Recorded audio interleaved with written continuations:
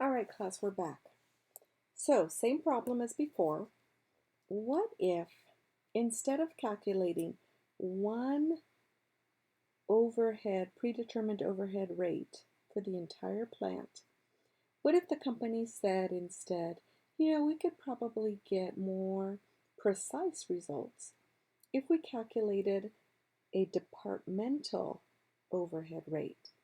So one rate for cutting department, one rate for machining, and another rate for assembly. How would that affect the cost of the manufacturing overhead applied to the Hastings job and to the overall product cost of the Hastings job? Okay, let's find out. So just like the previous section, we're going to start by calculating a predetermined overhead rate, but this time it's for the cutting department. And so again, we're going to look for total estimated manufacturing overhead,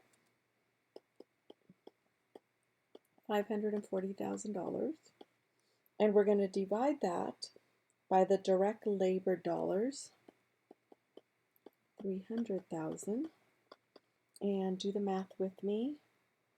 540 divided by 300.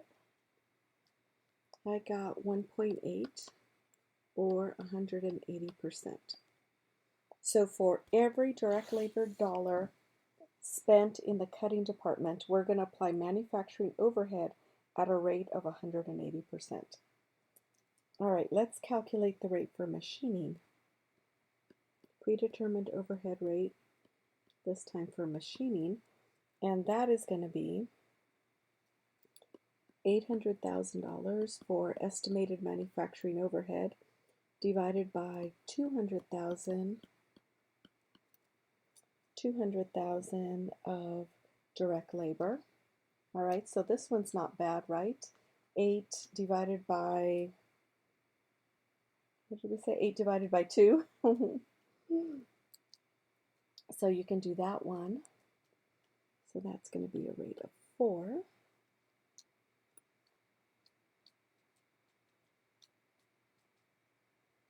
All right, and then let's go on to the next one. The predetermined overhead rate for the assembly department. All right.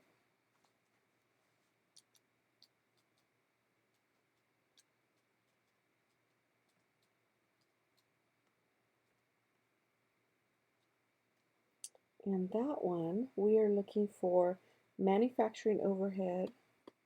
Estimated manufacturing overhead in this case is 100,000, and the direct labor in assembly is 400,000.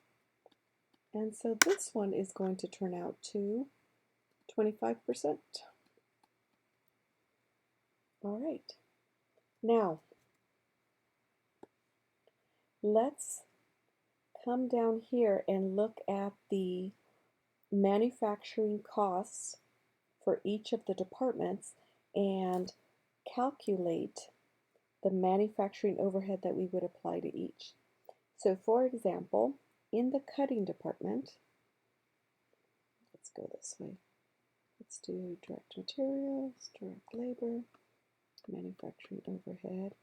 Here's the cutting department, machining department, and assembly department.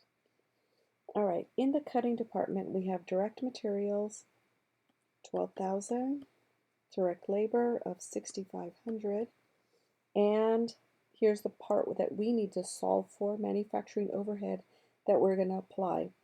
We calculated our rate for cutting to be 180% of every direct labor dollar spent. So we are going to take 6,500 direct labor dollars and multiply that by 180%, and I got 11,700. In the machining department,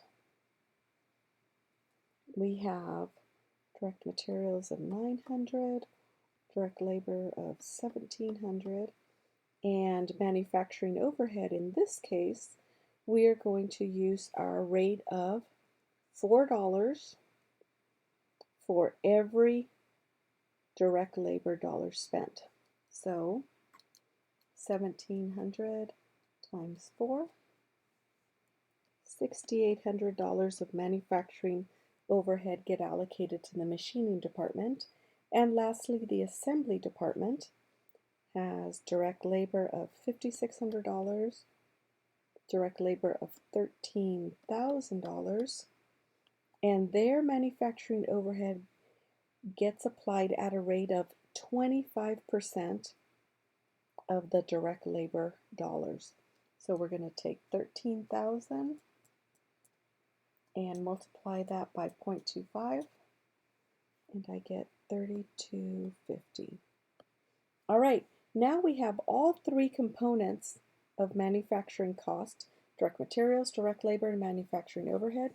We can add up each of the columns and come up with a total for each department. Let's do that really quick. So 12,000 plus 6,500 plus 11,700. I got 30,200 here. 900 plus 1,700 plus 6,800. 9,400. And lastly, 5,600 plus 13,000 plus 3,250. 21,850. All right, so the total cost of the Hastings job, 30,200 plus 9,400 plus 21,850.